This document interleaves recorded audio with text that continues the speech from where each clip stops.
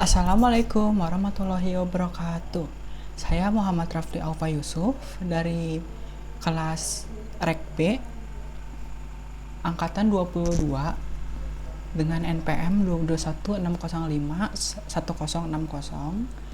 Hari ini saya ingin membawakan penjelasan mengenai materi agama di bab 2. Bab 2 yaitu eksistensi makhluk kehidupan di hadapan Sang Khalik. Ya. Di dalam penciptaan alam semesta atau jagat raya itu selalu banyak terjadi miskonsepsi atau teori yang selalu berubah-ubah sepanjang sejarah manusia. Hal ini karena kalau dalam fisika itu sangat dipengaruhi oleh teknologi dan alat-alat bantu yang ada untuk mengamati alam semesta ini. Salah satunya contohnya seperti Isaac Newton dan penemu-penemu lain itu banyak yang memiliki konsep jagat raya masing-masing. Contohnya Newton yang memiliki konsep jagat raya yang tidak terbatas dan besarnya tak terhingga. Tetapi kalau dalam Islam, menurut surat Ali Imran ayat 190 sampai 191, dalam Islam menyatakan bahwa sesungguhnya dalam penciptaan langit dan bumi terdapat tanda-tanda bagi orang yang berakal yang mengingat Allah dalam keadaan apapun. Jadi kalau menjelaskan proses kejadian alam semesta dalam Islam itu menjelaskan, contohnya ada di surat Al-Anbiya ayat 30. Itu Allah berfirman bahwa orang-orang yang kafir tidak akan mengetahui bahwasanya langit dan bumi itu keduanya dahulu adalah suatu kesatuan yang padu, hingga akhirnya kami memisahkannya. Jadi Allah ini pertama-tama menciptakan air.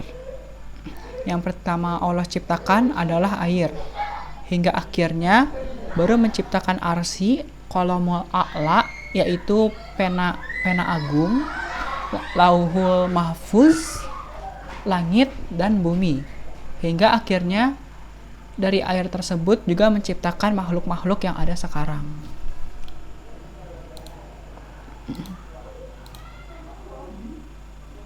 Selanjutnya ada bantahan terhadap teori Big Bang. Teori Big Bang ini adalah teori yang menganggap terciptanya alam semesta dari suatu materi yang terkekang. Tetapi dalam Islam, seperti yang disebutkan dalam Al-Fusilat ayat 9 dan 11, disebutkan bahwa langit diciptakan 2 hari setelah penciptaan bumi.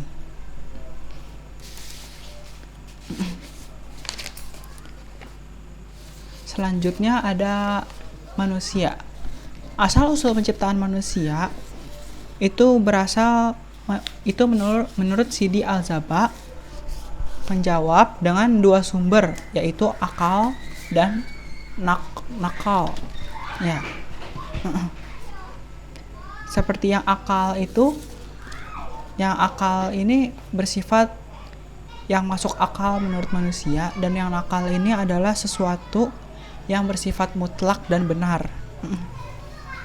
Contohnya kejadian manusia yang berdasar akal itu seperti kelompok kaum yang mengikuti teori evolusi yang berasal dari kera, dan juga kelompok finalisme yang mendukung teori evolusi tersebut.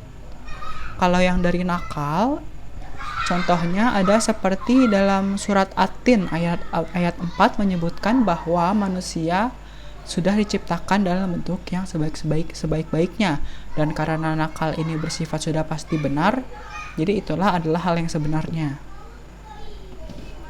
Selanjutnya adalah penciptaan Adam alaihissalam. Dijelaskan dalam surat Al-Anbiya ayat 30, Al-Insan, Nuh, dan Dan Al-Safat ini menjelaskan bahwa penciptaan manusia yang pertama dari tanah itu untuk penciptaan Nabi Adam. Kalau Nabi Hawa itu diciptakan seperti dalam surat An-Nisa, itu diciptakan dari tulang rusuk Nabi Adam.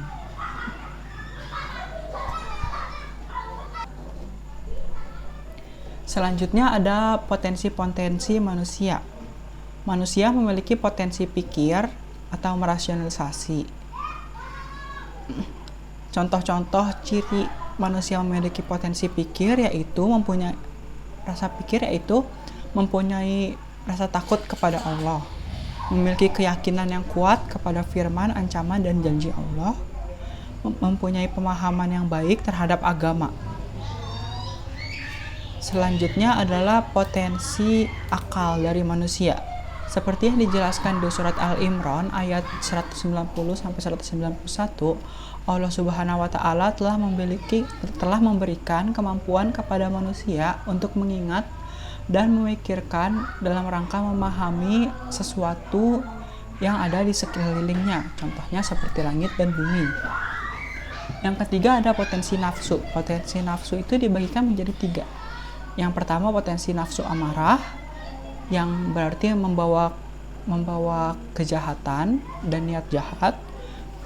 Potensi lawamah, membawa ke arah penyesalan, dan potensi mutmainah yang berarti jiwa yang selalu tunduk dan patuh kepada Allah Subhanahu wa Ta'ala, yang berarti membawa untuk bisa patuh kepada Allah Subhanahu wa Ta'ala. Selanjutnya adalah potensi budaya.